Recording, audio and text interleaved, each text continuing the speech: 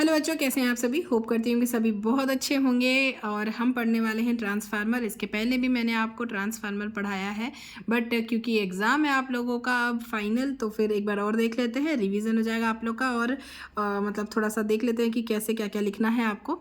और ये हर साल पूछा जाता है, लगभग लगभग हर साल आपको ट्रांसफार्मर देखने को मिलेगा ही मिलेगा। तो क्या होता है ट्रांसफार्मर? ट्रांसफार्मर विद्युत का एक ऐसा साधन है जिसके द्वारा प्रत्यावर्ती वोल्टता को कम या ज़्यादा किया जा सकता है। क्या किया जा सकता है? कम या ज़्यादा किया जा सकता है। किसे? प्रत्यावर्ती वोल्टता को। किसके द्वारा? ट्रांसफार्मर के द्वारा। ट्रांसफार्मर के द्वारा क्या किया जाता है? प्रत्यावर्ती वोल्टता को कम या ज़्यादा किया जा सकता है। ठीक है, प्रत्यावर्ती वोल्टता को कम या ज़्यादा किया जा सकता है। तो ट्रांसफार्मर विद्युत का एक ऐसा साधन है, मतलब ट्रांसफार्मर का यूज़ भाई, बड़े बड़े ट्रांसफार्मर देखा होगा आप लोगों ने, उससे क्या किया जाता है भाई, उससे वोल्टेज को कम या ज़्यादा किया जाता है। कि मतलब वोल्टता जो होती है, मतलब कहीं ऐसा ना हो, कहीं क्या होता है, कहीं बहुत ज़्यादा हो जाती है तो क्या बोलते हैं, हाई वोल्टेज में फाल्ट हो जाता है भाई। मतलब वहाँ पे अगर मतलब ट्रांसफार्मर कभी कभी बहुत ज़्यादा वोल्टता होने की वजह से उड़ जाता है, बोलते हैं ट्रांसफार्मर उड़ गया भाई। तो वो क्या करता है, वोल्टता को कम या ज़्यादा, मतलब एकदम नेकनियत उसमें देता रहता है कि भाई चलता रहे सब कुछ अच्छे से।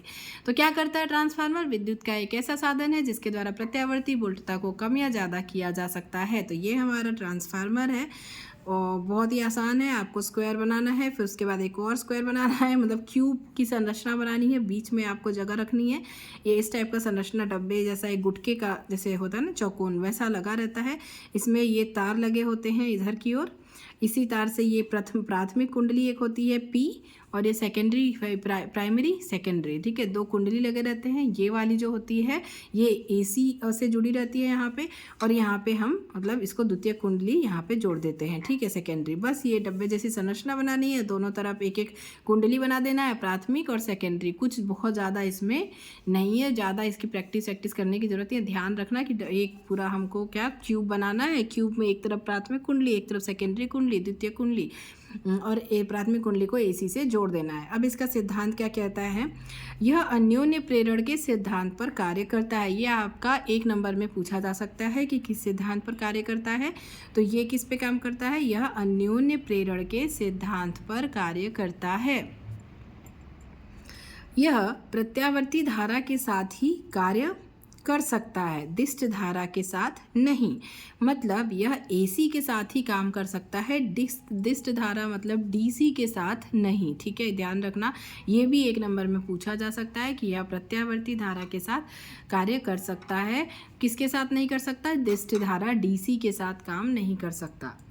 इसके कितने प्रकार होते हैं? तो ट्रांसफार्मर के 2 प्रकार होते हैं कार्य के आधार पर। एक उच्चाई ट्रांसफार्मर होता है, एक अपचाई ट्रांसफार्मर होता है। तो उच्चाई ट्रांसफार्मर क्या होता है?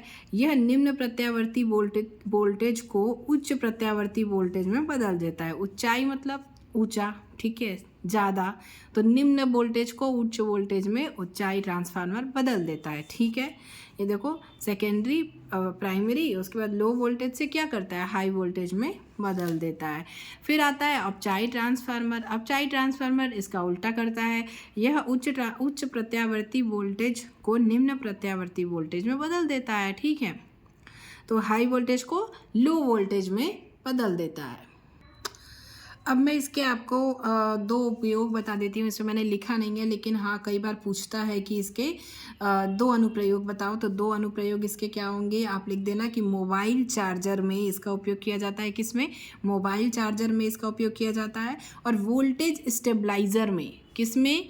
वोल्टेज स्टेबलाइज़र में। ध्यान रखिएगा कि मोबाइल चार्जर में इसका उपयोग किया जाता है, ठीक है, और वोल्टेज स्टेबलाइज़र में भी इसका उपयोग किया जाता है। कई बार 2 उपयोग पूछ लेता है। देखो, जैसे क्या क्या पूछेगा, ट्रांसफार्मर के प्रकार पूछेगा, नामांकित चित्र पूछेगा, सिद्धांत पूछेगा, और क्या पूछेगा, 2 अनुप्रयोग। तो मैंने ये सारा बता दिया। ये आपका 2020 में भी इसी तरीके से पूछा था, और कई बार हर बार पूछता है कुछ ना कुछ, तो ये सब चीज़ें इसमें काम आती है। अब ट्रांसफार्मर से रिलेटेड कुछ और भी पूछता है कभी कभी, तो वो भी मैं आप लोगों को बता दूंगी कि ट्रांसफार्मर में ऊर्जा क्षय के कारण वगैरह भी है, तो वो थोड़ा ये वीडियो बड़ी हो जाएगी, मैं दूसरी वीडियो में आपको बता दूंगी। ठीक है, तो इस वीडियो के लिए इतना ही। वीडियो अच्छी लगी होगी, पसंद आई होगी तो वीडियो को लाइक कीजिएगा, शेयर कीजिएगा। चैनल पर नए हैं तो चैनल को सब्सक्राइब जरूर कर लीजिएगा। मैं मिलूँगी आप लोगों से अपनी अगली वीडियो में, तब तक के लिए bye bye, take care and all the best for exam.